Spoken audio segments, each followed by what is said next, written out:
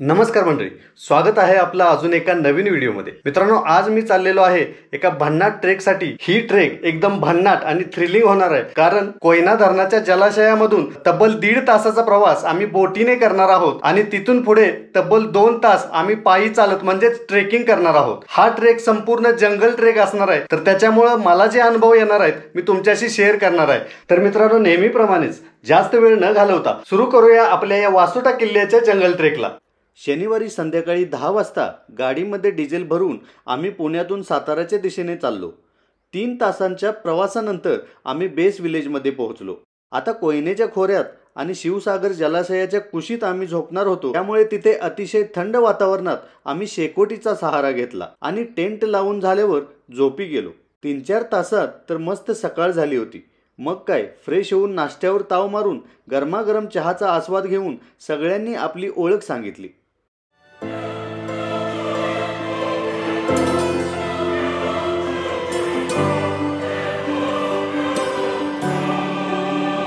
मित्रांनो, सकाळचे 7-7:15 वाजले असतील। बोट आता तयार होते आमची आणि बोट मधून आम्ही 1.5 तासाचा प्रवास करून परत पुढे आपल्याला ट्रेकिंग पण करायचं आहे।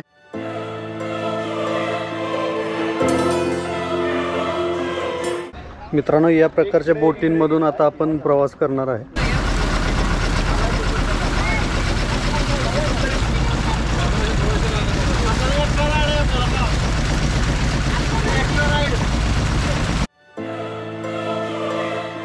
किल्ले वासोटा जावळीच्या जंगलातील एक अनोखं दुर्गरत्न। या गडाला व्याघ्रगड असेही म्हणतात। बिकट व घनदाट जंगल आणि कोयनेच्या पाण्यातून वाट काढत काढत मग दिसतो तो व्याघ्रगड। 1660 मध्ये महाराजांनी हा गड स्वराज्यात सामील करून घेतला। महाराजांच्या काळात या किल्ल्याचा वापर तुरुंगासाठी केला गेला, कारण इथले घनदाट अरण्य आणि सभोवतालचा पाण्याने वेढलेला परिसर ही कल्पनाच भयानक आहे। त्यामुळे कैदी पळून जायचा विचारही करू शकत नव्हते।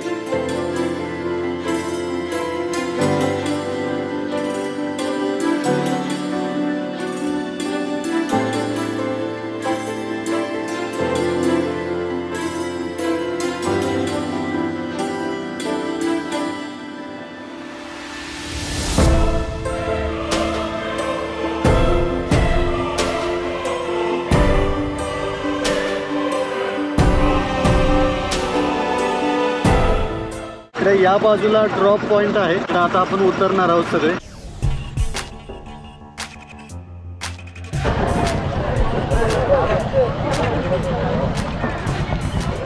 पाण्याची पातळी खाली उतरली सगळी।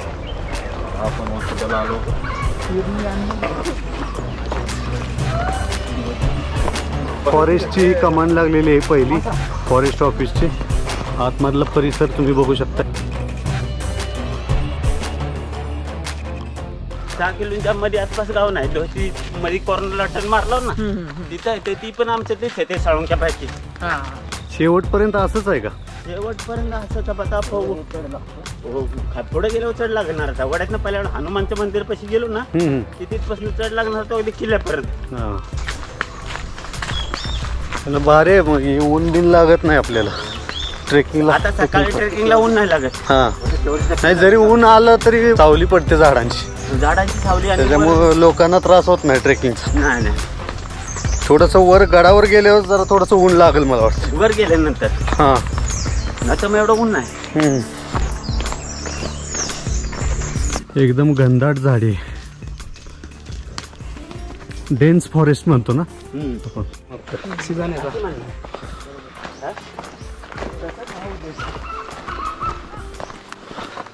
रानकोंबड्यांचा आवाज येतोय। थोडं पुढे आल्यानंतर अशा या दगडी पायऱ्या आपल्याला बघायला मिळतील। तर महाराष्ट्रात असे भरपूर कमी ठिकाण आहेत, म्हणजे गड किल्ले आहेत, त्याला असे 2 मूर्त्या सोबत आहेत।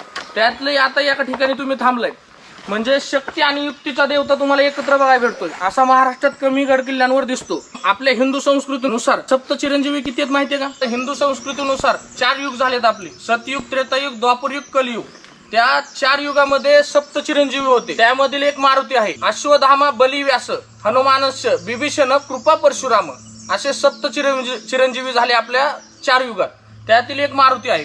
आणि गड किल्ल्यांवर तुम्ही बघतात तर ही मारुती मूर्ती तुम्हाला दिसते, तर कधी विचार केला का असते ती मारुती म्हणजे मूर्ती? तुमच्याकडे फ्लॅश आहे किंवा मोबाईल आहे, टॉर्च आहे, लाईट वगैरे, पूर्वी तसं नसायचं. आता इथून तुम्ही एक रात्री जातायत कोणत्या हायवेने, तरी लाईट नसले तर तुमची कशी अवस्था होत असेल? त्या काळात कसं होत असेल? आपले मावळे 1000 ते 1500 असायचे, मग ते काही एका ठिकाणी नसायचे, चौकी असायच्या. वासोट्याला जाताना 4 चौक्या लागतात, त्यातली ही पहिली चौकी, म्हणून तुम्हाला इथं सगळ्यांना हे केलं.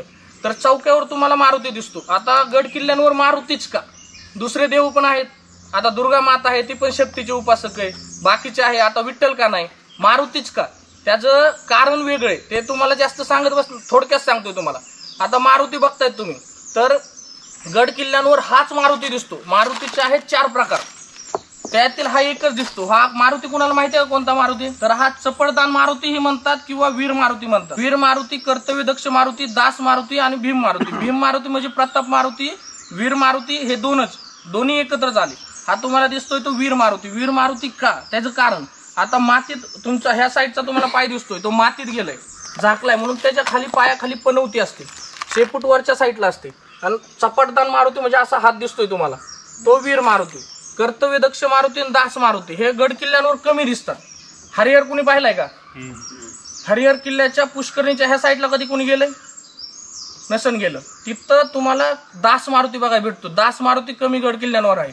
तुम्हाला वीर मारुती दिसतो. वीर मारुती का? तर तो शक्तीचा उपासक आहे.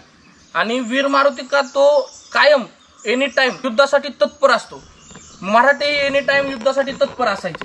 कधीही कोणत्याही काळी ते अमावस्या पौर्णिमा काही बघत नव्हते. आता आपण उदय सर आहेत, ते त्यांच्या पाठीमागे चला, आता जाऊ वर आपण. मस्त झाड बघा ना कसले.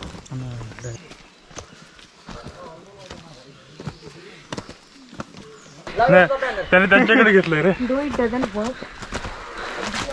ते फक्त धारेश्वरलाच कॅप्चर करून राहिले. त्यांच्याकडे हा आम्ही पण येतो की, थांबा या की. चांगला रस्ता, मस्त घनदाट जंगल.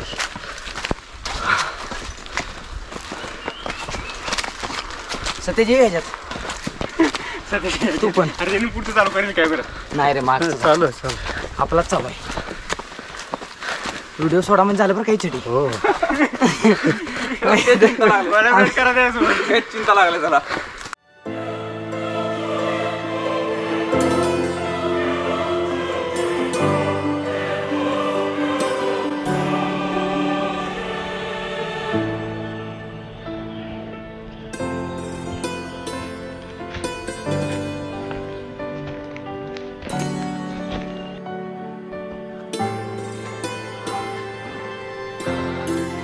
हा एक अवघड टप्पा आहे.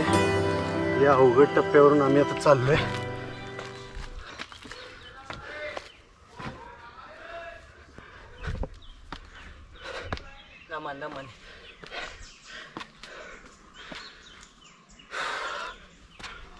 काळजीपूर्वक आपल्याला चढाई करायची या शॉर्टकट मधून.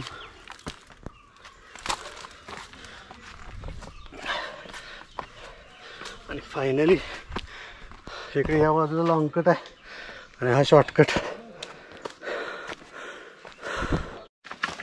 काय रे, आज काय घेऊन आलाय? लिंबू सरबत. अरे वा.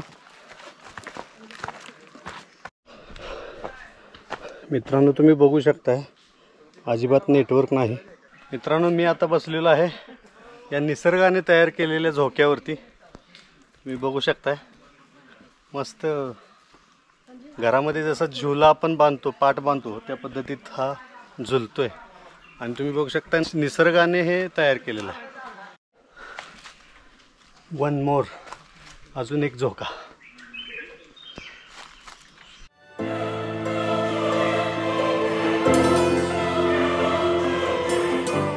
नागेश्वर सुळका कुठे येतोय? रत्नागिरी जिल्ह्यामध्ये. रत्नागिरी जिल्ह्यात चोरवणे गाव आहे, त्यात रत्नागिरी जिल्ह्यामध्ये आता महाशिवरात्री असते बरोबर. अच्छा. खूप मोठी यात्रा असते. आणि इकडे वासोटा आपला साताऱ्यात येतो. वासोटा साताऱ्यात येतो. अरे, म्हणजे जिल्ह्याची बाउंड्रीज आहे म्हणायची, नागेश्वर सुळका. आता वर आलोय आणि तिकडे तुम्ही बघू शकताय कोयना डॅमचं बॅक वॉटर. आता बऱ्यापैकी वर आलेलो आहे आम्ही. मित्रांनो, या बाजूला तुम्ही बघू शकताय किल्ल्याची तटबंदी जी आहे ती दिसत आहे. खूप वर आलोय आम्ही, तरी पण अजून एवढा सुळका बाकी आहे. थोडं वर आल्यानंतर आता या गडाच्या दगडी पायऱ्या आपल्याला दिसतील आणि थोडीशी तटबंदी पण या बाजूला ढासळलेली आहे.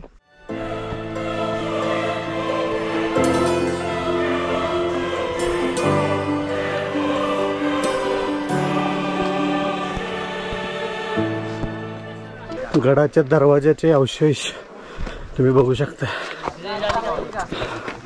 आणि आतमध्ये आल्यानंतर हे पुन्हा एकदा हनुमानाचं मंदिर.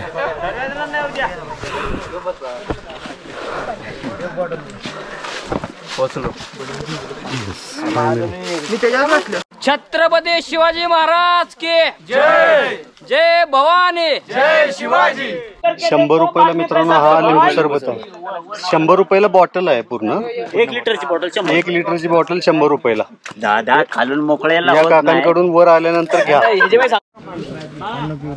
इन्स्टंट एनर्जी तुला काय नजारा बघा मित्रांनो, जबरदस्त.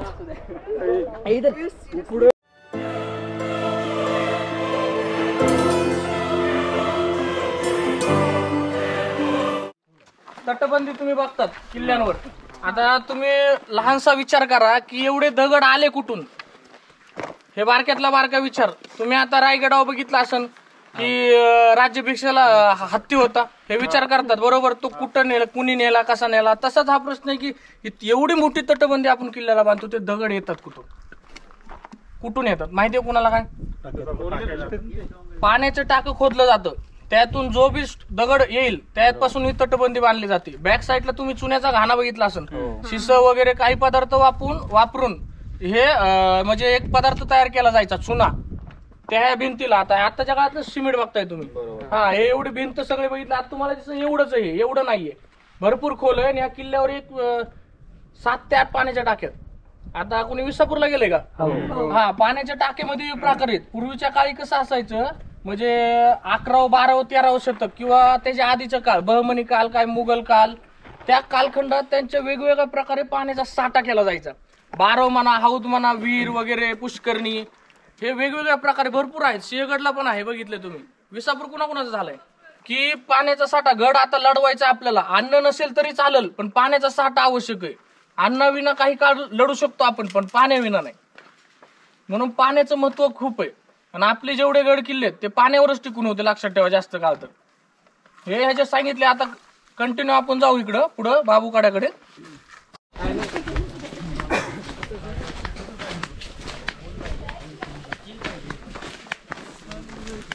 छत्रपती शिवाजी महाराज की जय.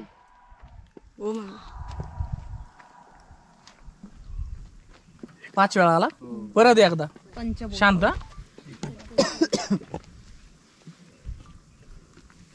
छत्रपती शिवाजी महाराज की जय.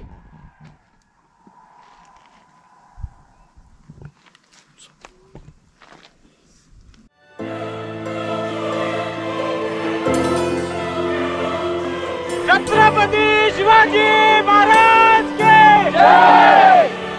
वासोट्याला 3 दरवाजे होते, त्यापैकी हा एक दरवाजा. इथून चढायची, इथं थांबायचे का फ्रेम चांगली येते म्हणून त्यांनी पाडून टाकलं. त्यांच्या बाप जन्मी परत त्यांना बसवणं होईल काही नाही, शक्यच नाही आता. आणि याची अशी होती पण, होय ना. आता ते असं वाटतं आपल्याला असं सरळ आहे, पण ऍक्च्युली अशी होती थोडी. तो नागेश्वर सुळका जो आहे तो मधला आहे आणि सेम असाच हा पण आहे. तो छोटा नागेश्वर सुळका असं म्हटलं जातं त्याला, पण मधला जो आहे तो नागेश्वर सुळका आहे.